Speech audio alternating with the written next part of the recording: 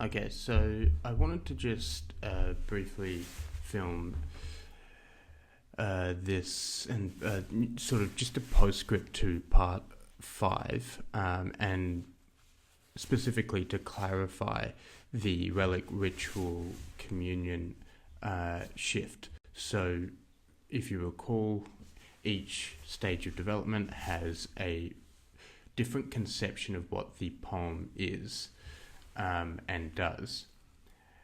And so what we've got in the sentimentals is a record of the personal life, which in a sense is profane. It doesn't have a sacred dimension to it as such.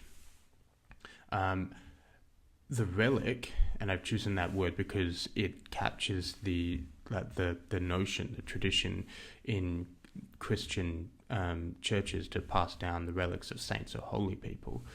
That to me captures, I think, the way in which scholars at this stage of development still relate to the sacred as something which has been passed down to them, as something as they're holding onto the form that was once inhabited and expressed through by someone, by some sacred spirit.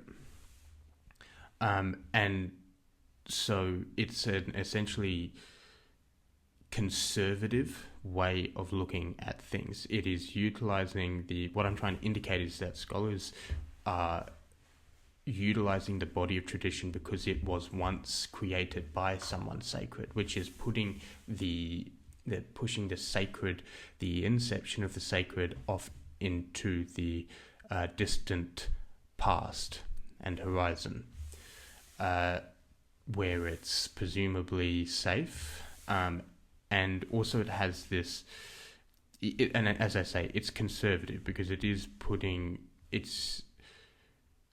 they trust it because there are other scholars who have also passed down that tradition, and they're not even fully aware of the way in which in their worldview, the sacred is something that can only ever really be in the past. In this curious sense, it can't really inhabit the living people, and if it does, it's viewed as a very emotionally heightened, idealistic kind of way.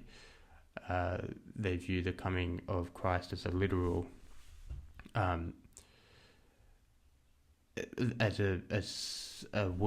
someone to be worshipped, and it's a literal Christ coming through rather than the spirit of Christ inhabiting the real spirit inhabiting the bodies of and inspiring the people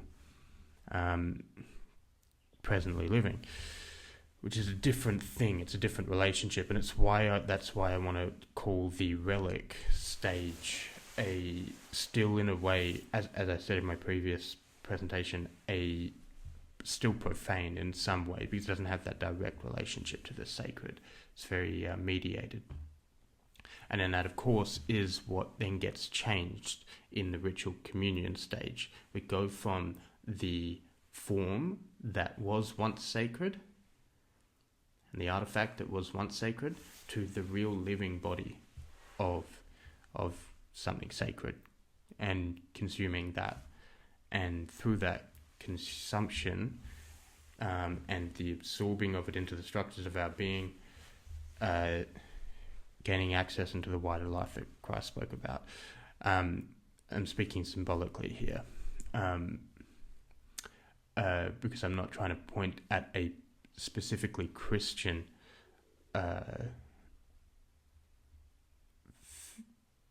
philosophy here. I'm trying to. I think Christ was how do I put this? He, in a way, was a censor and a scryer as well. He was just another man who had these gifts to communicate essence and vision. And I think what we need to do is start to connect to that more directly, rather than through the relic that is the body of tradition that has been built up around it, that freezes what is real and sacred and then turns it into something that is a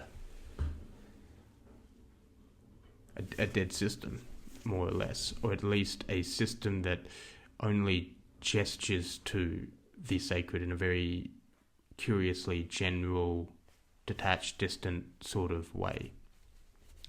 And then the radiance is meant to just be the light itself, where the ritual communion is almost like the icon which enables people to participate in the light. And in a way, that too is what the radiance is, but the radiance is maybe a more direct expression of, you could say maybe like something like divinity, that which is sacred and real. And so it's not a big piece that I wanted to communicate in this presentation. It was more just a postscript, a clarification of that shift from the relic to the ritual communion, and what the distinction is between the dead body of tradition and the living, and the living, the form that is living because it is still actually carrying that which is sacred, which is something that the scholarly stage of development doesn't even really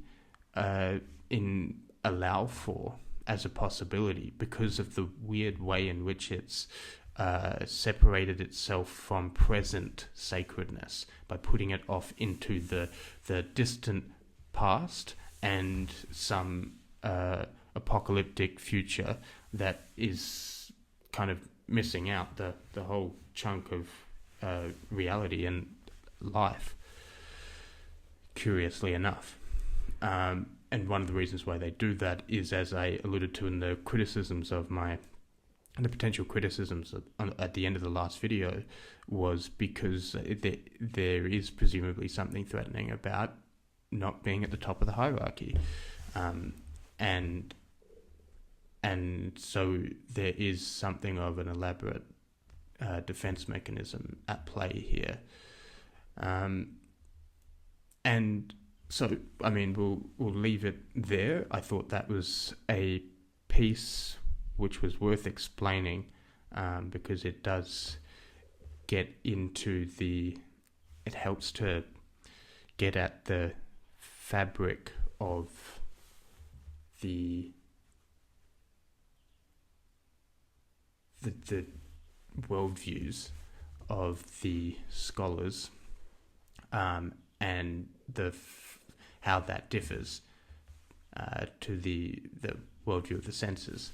And so it's just a good piece to just take a little bit of time to delineate and express. So we'll leave it there, and we'll see where it goes from here. Thanks for listening.